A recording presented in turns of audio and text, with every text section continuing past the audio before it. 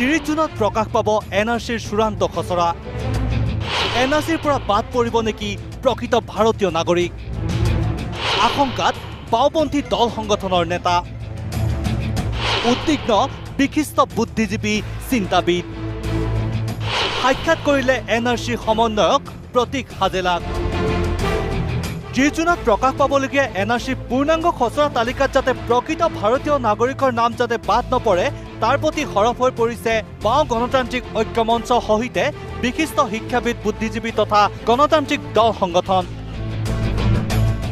শনিবাৰে হীৰেন গোহাঁইৰ নেতৃত্বত বাওঁ গণতান্ত্ৰিক ঐক্য মঞ্চৰ এটা সজাতি দলে সাক্ষাৎ কৰিলে এনআৰচিৰ মুখ্য সমন্বয়ৰক্ষী প্ৰতীক হাজেলাক।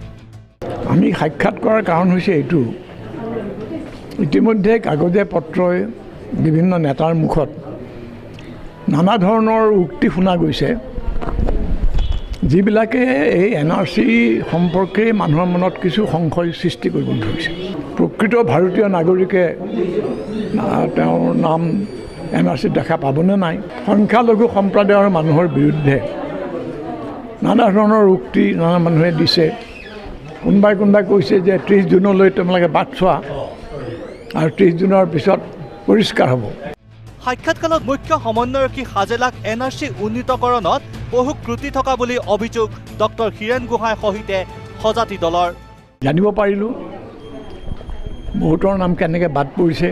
এজন মানুহ তেওঁ ফৰেনাৰ্ছ ট্ৰিবিউনেললৈ তেওঁ ধৰিব, তেওঁক ইলেকশ্যন কমিশ্যনে ধৰিব, কোনোবাই ক'ব ডি ভোটাৰ, কোনোবাই ক'ব ডিক্লেয়াৰ্ড ফৰেনাৰ।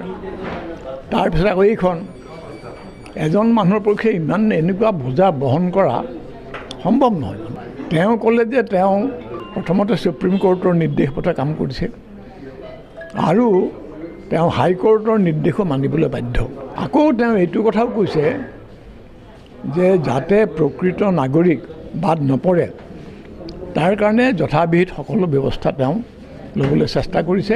কোনেও যাতে ভুৱা তথ্যৰে এনআৰচিত নিজৰ নাম সোমোৱাব নোৱাৰে।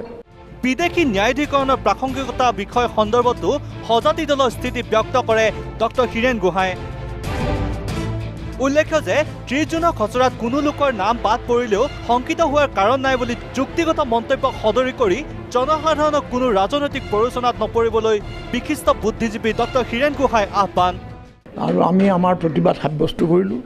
আমি দেখুৱালোঁ যে বহুত ঠাইত এনেকুৱা ঘটনা ঘটিছে যে কৰ্মচাৰীসকলে কৰিছে কি, এই সাধাৰণ এটা কাৰণেই নাকচ কৰি দিছে এখন পঞ্চায়ত ছেক্ৰেটাৰীৰ চাৰ্টিফিকেট। সেই ধৰণৰ কথা হৈছে। তেওঁ কৈছে যে এইটো মই এইটো চাইছোঁ যিমান পৰা যায়, আৰু যদি মানে এইটো হেৰি হয় তেতিয়াহ'লে আৰু তেওঁ ক'লে যে এপিল কৰাৰ কমিটি এটা আছে। এটা কথা কিন্তু আমি তেওঁৰ পৰা আদায় কৰিলোঁ এটা হেৰি, সেইটো হৈছে যিটো 30 তাৰিখে ওলাব সেইখন মানে চূড়ান্ত খচৰাহে, চূড়ান্ত তালিকা নহয়। সেইখন তাত যিবোৰ কেছ ধৰক বাদ পৰিব সেই গোটেইবিলাকে যে ফৰেনাৰ বা বিদেশী সেইটোও নহয়। গতিকে ইয়াকে লৈ যাতে কোনো হুলস্থুল নকৰে, কাৰণ তাৰ ভিতৰত যিবিলাক ইতিমধ্যে ফৰেনাৰ বা কি এনআৰচিৰ নাম অন্তৰ্ভুক্ত কৰিব পৰা নাই তেওঁলোকো যথাযোগ্য প্ৰমাণেৰে তেওঁলোকে নিজকে প্ৰকৃত নাগৰিক বুলি সাব্যস্ত কৰিবলৈ যদি সক্ষম হয় এনআৰচিত তেওঁলোকৰ নাম উঠিব।